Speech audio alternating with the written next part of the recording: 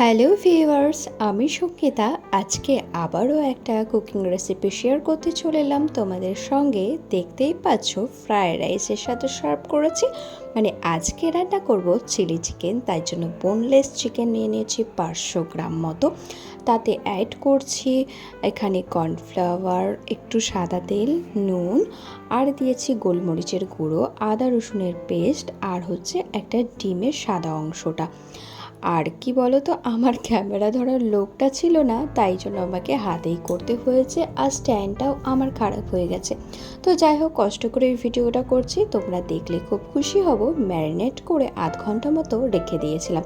তারপর সাদা তেলের মধ্যে এগুলোকে ভেজে ভেজে তুলে নেব। একটু সময় নিয়ে ভাজবো, আর একটুখানি কিন্তু লালচে ব্রাউন করে ভাজবো, যাতে করে এখানেই 80% মতো চিকেনটা কিন্তু বয়েল হয়ে যায়। দেখো, লালচে ব্রাউন করে কিন্তু আমার ভাজা হয়ে গেছে, আর সেটাকে আমি তুলে রেখে দিলাম।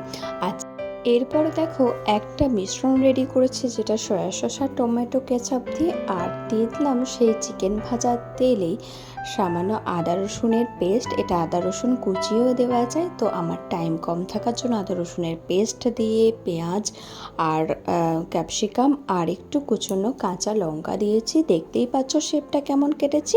তারপর অ্যাড করে দিলাম মিশ্রণটা, আর মিশ্রণের সাথে সাথে অ্যাড করে দেবো আমার ভেজে তুলে রাখা চিকেনগুলো। তো চিকেনগুলো একটু নাড়াচাড়া করে অ্যাড করে দেবো কর্নফ্লাওয়ারটা, যেটা আমি জলের মধ্যে গুলে রেখেছিলাম।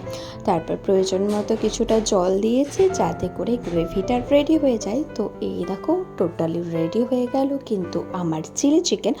অনেকেই আছে যারা বিরিয়ানির থেকেও কিন্তু ফ্রাইড রাইস চিলি চিকেনে বেশ মতো, যেমন আমারও খুব ভালো লাগে, আর আমার বরের সাথে আমার ফ্যামিলিও খুব পছন্দ করে। তো আজকের ব্লগটা এখানে এন্ড করলাম। দেখা হবে নেক্সট ভিডিওতে।